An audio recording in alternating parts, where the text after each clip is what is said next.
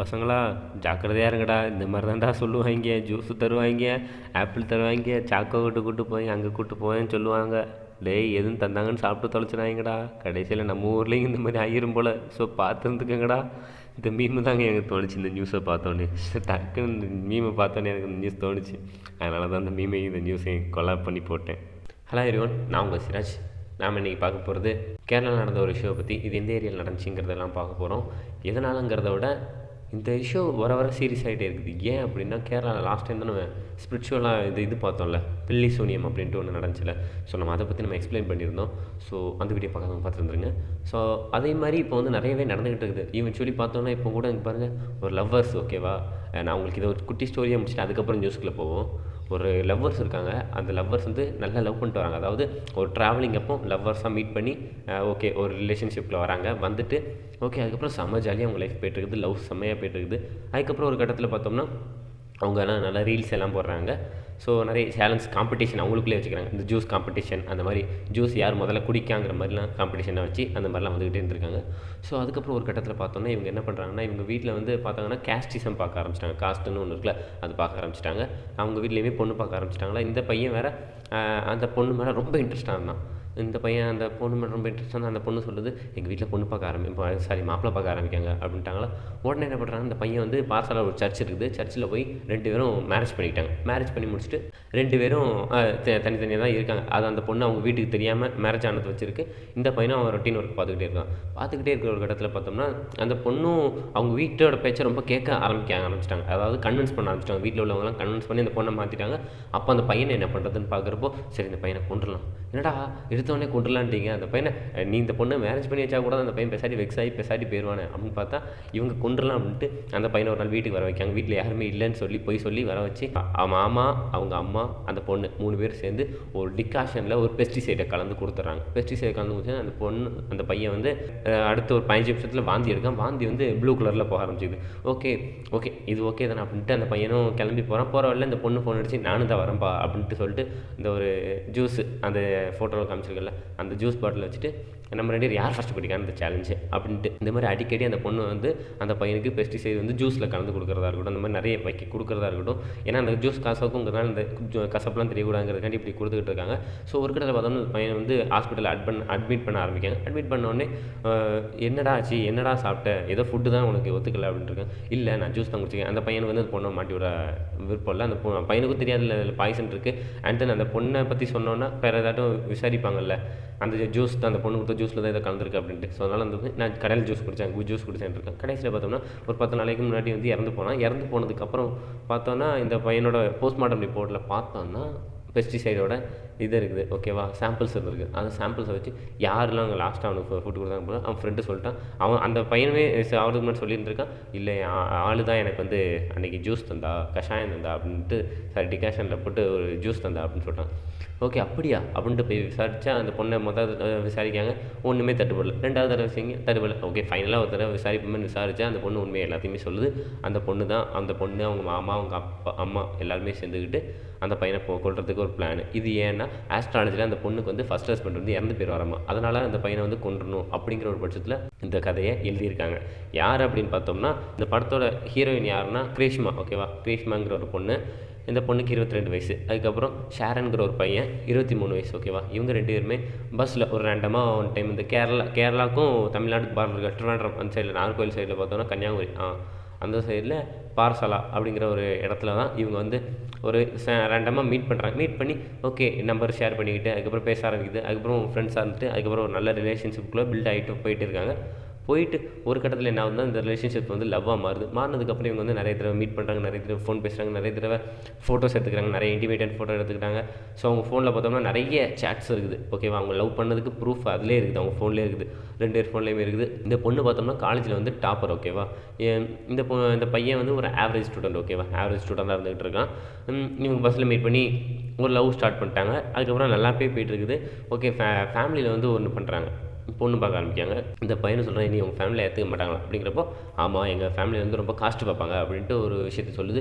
அப்போ நம்ம என்ன பண்ணலாம் அப்படின்ட்டு பார்க்கும்போது தான் அவங்க வீட்லேயுமே சேம் டைம் என்ன பார்த்துருக்காங்கன்னா, இது ஆஸ்ட்ராலஜிகிட்ட வந்து ஜாதகம் கொடுப்பாங்கல்ல, அந்த ஜாதகம் பார்ப்பாங்கல்ல, ஜாதகம் பார்க்கும்போது இந்த பொண்ணோட புருஷன் வந்து இறந்து போயிடுவான் அப்படின்ட்டு அந்த ஜாதகக்காரர் ஜோசியர் வந்து சொல்லிட்டாரு போல். இதுதான் நம்ம ஊரில் உள்ள பெரிய மூடநம்பிக்கை. அதாவது எவனாட்டும் ஒருத்தன் கிளப்பி விட்டு போயிட வேண்டியது, அதை வந்து அதை உண்மைன்னு நினச்சிக்கிட்டு ஆமாங்க இதுதான் உண்மையாக இருக்கும், அப்போ புருஷன் செத்து போயிடுவான், அப்போ மாலை மரத்துக்கு கல்யாணம் பண்ணும். ஏங்க இந்த மாதிரி பண்ண வேண்டியது? இந்த மாதிரி பிறகு இந்த பில்லி சூனியம், அதாவது சொத்து மதிப்பு உயருங்கிறதுக்கு, சொத்து வந்து இன்னும் நிறைய சேரும், நிறைய செல்வ வளம்லாம் வந்து சேருங்கிறதுக்காண்டி ஒரு 2 பேரை ரேண்டமாக தூக்கிட்டு வந்து கொல்றது, இந்த மாதிரிலாம் பண்ணுறது என்ன மாதிரி உலகம் தெரில. நம்ம க்ரோத் ஆகிட்டு இருக்கோம்னு நம்ம நினைக்கிறப்ப தான் இந்த மாதிரி ஒரு சில இன்சிடென்ட் வந்து மந்த்லி ஒரு இன்சிடென்ட் வந்து நம்மளை வந்து டவுன் பண்ணி விட்ருது. எப்படின்னா நம்மளாம் இன்னும் வளரல, நம்ம இன்னும் மூட நம்பிக்கையில் தான் இருக்கோம். இதெல்லாம் ஃபாரின்காரன் பார்த்தோம்னா என்ன நினைப்பான்? மூட நம்பிக்கையில் இன்னுமே இருக்காங்களா இந்தியன்ஸ்? ஏன்னா இந்தியாவில் மட்டும்தான் நிறைய கல்ச்சர்ஸ், நிறைய மதங்கள், நிறைய மொழிகள் இருக்குது. ஸோ இதுக்குள்ளே நிறைய மூட நம்பிக்கைகளும் ஒளிஞ்சிருக்குது. ஓகேவா? அதை எதுக்கு பண்ணுறோன்னு புரியாமல் பண்ணிக்கிட்டு இந்த மாதிரி கொலையில் போய் முடியுது. ஓகேவா? அதெல்லாம் விட்டுட்டு நம்ம விஷயத்துக்கு வரும். இவங்க வந்து என்ன பண்ணுறாங்கன்னா மேரேஜ் பண்ணிக்கலாம் அப்படின்ட்டு முடிவு பண்ணாங்க இந்த 2 பேரும். ஓகேவா? கிரீஷ்மாவும் ஷேரனும் சேர்ந்துக்கிட்டு சரி நம்ம மேரேஜ் பண்ணிக்கலாம், பட் நீ உங்கள் வீட்டில் இருக்கு, நான் எங்கள் வீட்டில் இருக்கேன். ஓகேவா? நீ இது நம்ம வீட்டுக்கு தெரிய வேணாம் அப்படிங்கிற மாதிரி அந்த பொண்ணு சொல்லியிருக்குமா இல்லை அந்த பையனே சொன்னானான்னு தெரியல. பட் அவங்க 2 பேருமே ஒரு சர்ச்சில் போய் மேரேஜ் பண்ணிக்கிறாங்க. மேரேஜ் பண்ணதுக்கு ப்ரூஃப் இருக்குது. அதுக்கப்புறம் கொஞ்சம் காலம் தள்ளி வருது. தள்ளி வந்தாலே அவங்க வீட்டில் வந்து இப்போ பையன் பார்க்க ஆரம்பிச்சிட்டாங்க. பையன் பார்க்க ஆரம்பிக்கும்போது அந்த இந்த பையன் சொல்லிட்டான், எனக்கு ஒன்று விடுற மாதிரிலாம் ஐடியாவே இல்லைம்மா, எனக்கு நீ தான் வேணும், நீ மட்டும்தான் வேணும் அப்படின்ட்டான். அதுக்கப்புறம் அவங்க வீட்டில் பார்த்தோம்னா திடீர்னு என்கேஜ்மெண்ட் ஃபிக்ஸ் பண்ணுறாங்க. ஃபிக்ஸ் பண்ணிட்டு ஓகே என்ன பண்ணலாங்கிறப்போ யோசிக்கிறப்போ தான் அடுத்து அவங்க 2 பேருக்குள்ள, அதாவது கிரீஷ்மாவும் ஷேரன் சொல்கிறாங்க, ஷேரன் ராஜ் அவர் பேர், அவர் 2 பேருமே ஒரு முடிவு பண்ணுறாங்க என்ன பண்ணலாம் அப்படின்ட்டு கேட்குறப்போ அந்த பொண்ணு சொல்லுது, நான் அந்த ரிலேஷன்ஷிப்லேருந்து வெளியே வந்துடுறேன், எனக்கு இந்த ரிலேஷன்ஷிப் வேண்டாம், எனக்கு எங்கள் வீட்டில் இன்னொரு மாப்பிள்ளை பார்க்காங்க அப்படிங்கிற மாதிரி சொல்லிகிட்டு இருக்குது. ஓகே அப்படியா என்ன பண்ணலான்ட்டு அந்த பொண்ணு வந்து அவங்க அம்மாகிட்ட போய் அப்போ மாமாக்கிட்டேயும் போய் பேசுது. மாமா சொல்கிறாங்க அப்படி அந்த பையன் நீ விடமாட்டுக்கானா, அந்த பொண்ணு வேறு சொல்லியிருக்கும் போல் ஸ்கெட்சு போட்டு பிளானாக தூக்கியிருக்காங்க. அந்த பையனை ஸ்கெட்சு போட்டு தூக்கியிருக்காங்க. இது அப்பட்டமாக தெரியுது அந்த பையன் ரொம்ப ரொம்ப அப்பாவி மாதிரி இருந்திருக்கான். அந்த பையனுக்கு ஒன்றுமே தெரியாது போல். அவன் இந்த இதெல்லாம் பார்க்கும்போதே தெரியுது, இந்த விஷயத்தெல்லாம் பார்க்கும்போது. மேரேஜ் பண்ணிக்கிட்டாங்க. ஓகேவா? அந்த பொண்ணு சொல்லியிருக்கலாம், நான் அந்த பையனே சொல்லியிருக்கலாம் மேபி. பட் அப்படி இருந்தாலுமே அந்த பொண்ணுக்கு எங்கே போச்சு அறிவு? இந்த பொண்ணுமே சேர்ந்துக்கிட்டு ஓகே அவங்க மாமாட்ட போய் சொல்லுது அந்த பையனை அப்போ கொண்டுடலாம் அப்படின்ட்டு. ஏன்னா அந்த பையனுக்கு வந்து அந்த பொண்ணை விடுற ஐடியா இல்லை. ஏன்னா வந்து ட்ரூ லவாக இருந்து போயிடுச்சு போல். ஏன்னா இப்போ உள்ள காலத்தில் வந்து எல்லாருமே இந்த ரீசெண்டாக கூட நான் பார்த்தேன், ஆசிட் வந்து ஒரு பொண்ணு வந்து பையன் மேலே அடிச்சிருக்குது. என்னடா பண்ணி வச்சிருக்கீங்க? முந்தினா பையன் பொண்ணு மேலே அடிச்சிருந்தா இப்போ வந்து ரக்கட் கேர்ள்ஸாகவே மாறிட்டாங்க. ரக்கட் கேர்ள்ஸுங்கிற ஒரு இஷ்யூ வந்துக்கிட்டு இப்போ பார்த்தீங்கன்னா சாக்கோபாய் ரக்கட் பாய். ஓகே இந்த மாதிரி ஒரு சாக்கோபாய் வச்சுக்கோங்க, உங்களுக்கு இழிச்சானா இருப்பான், கொண்டுருங்க கிடைக்கலண்ணா. அதானே பண்ணுவீங்க. அப்படி காண்டாவது செத்த பயிலோல நார பயிலோல ஏன்லாம் இப்படி பண்ணுறீங்களா? அதுக்கப்புறம் பார்த்தோன்னா எங்கள் மாமாவும் அம்மாவும் சேர்ந்துக்கிட்டு சரி அந்த பையனை ஒரு நாள் வீட்டுக்கு கூப்பிடு, அவனுக்கு ஒரு விஷத்தை வச்சு கொடுத்து விட்ருவோம், இது வந்து தெரியாது அப்படிங்கிற மாதிரி எங்கள் மாமாவும் ஐடியா பண்ணி பிளான், வீட்டு தெளிவான ஸ்கெட்சு போட்டு அந்த பையனை வர வச்சிருக்காங்க. அந்த பையன் வந்து தனியாக போகாமல் அவன் ஃப்ரெண்டை கூப்பிட்டு வந்துட்டு அவன் ஃப்ரெண்டு வெளியே நிற்கான், அவன் உள்ளே வந்துக்கிட்டு உட்காந்துருக்கான். அந்த பொண்ணு வந்து ஒரு டிகாஷன் கொடுக்குது, அதாவது நம்ம ஊரில் சொல்லணும்னா ஒரு டீ கொடுக்குது. அந்த பையன் டீ குடிக்க அந்த டீயில் பார்த்தோம்னா பெஸ்டிசைடு கலந்துருக்காங்க. ஆர்கானிக் பெஸ்டிசைடுங்கிற மாதிரி பெஸ்டிசைடு வந்து நம்ம உரம் இருக்குல்ல, நம்ம நிலத்துக்கு நம்ம நெல்லுக்கு தெளிக்கிற அந்த உரங்கள்லாம் இருக்குல்ல, செடி கொடிகளுக்கு தெளிக்கிற உரம் இருக்குல்ல, அதை வந்து கலந்து கொடுத்து இந்த பையனுக்கு வந்து ஒரு 10-15 நிமிஷம் கழிச்சு ஒரு வாமிட் எடுக்கான். அவன் வெளியே போய் வாமிட் எடுத்துகிட்டு ஒன்றும் இல்லை மச்சான் அப்படின்ட்டு கிளம்புறான். அந்த பையன் பார்த்துருக்கான் ப்ளூ கலரில் போகுது, ஒரு மாதிரி எதுமோ சம்திங் அப்படின்ட்டு அவன் விட்டுட்டான். அதுக்கப்புறம் கொஞ்ச நாள் போகுது. அந்த பொண்ணு அடிக்கடி ஜூஸ் காம்படிஷன்லாம் இவங்க நடத்துவாங்க போல். அந்த பொண்ணு வேறு அந்த வாமிட் எடுத்ததுக்கப்புறம் ஒரு ஜூஸ் கொடுத்துருக்கு. அந்த ஜூஸை கொடுத்து ஓகேடா ஒன்றும் கசப்பெல்லாம் தெரியாது நீ குடியே அப்படின்ட்டு அப்படி இந்த மாதிரி ரொட்டீனாக போய்ட்டுருக்கு. அந்த பையன் அந்த இது எல்லாத்தையுமே வீடியோவை போட்டிருக்கான். ஓகேவா? அவன் இன்ஸ்டாகிராம் பேஜில் அவன் ஒரு வீடியோவாக போஸ்ட் பண்ணியிருக்கான். ஜூஸ் காம்படிஷன்லாம் பண்ணுற மாதிரி நிறைய அவங்களோட பர்சனல் ஃபோட்டோவே நிறைய போட்டிருக்கான். ஸோ இந்த மாதிரி நிறைய போட்டுக்கிட்டே வரான். அதுக்கப்புறம் பார்த்தோன்னா அவங்க 2 பேர், அந்த பையன் வந்து ஒரு கட்டத்தில் வந்து ரொம்ப இதாகிறான். அவனோட உடம்பு வந்து ரொம்ப சிக்காகி ஹாஸ்பிட்டலில் அட்மிட் பண்ணான். ஹாஸ்பிட்டலில் அட்மிட் பண்ணதுக்கப்புறம் அந்த ஹாஸ்பிட்டலில் ஒன்று சொல்லுவாங்க, என்னப்பா சாப்பிட்டா ஃபுட்டில் தான்ப்பா ஏதோ ஒன்று ப்ராப்ளம் ஆயிருக்கு அப்படின்னுங்க. ஃபுட்லையா என்ன ஆச்சு? நான் ஒன்றும் சாப்பிடலையே, நான் ஜூஸ் தான் குடித்தேன் அப்படின்ட்டு இருக்கான். நான் ரெகுலராக ஜூஸ் தான் குடிப்பேன் அப்படிங்கிற மாதிரி சொல்லிட்டு இருந்திருக்கேன். நீ ஜூஸ் குடிக்கல, ஏதோ ஒன்று குடிச்சிருக்க, அதில் உனக்கு இதாக இருக்குது, யார் கொடுத்தா எங்கே குடிச்சேன்ட்டு. இது வந்து மேஜிஸ்ட்ரேட்டுக்கும் போகுது.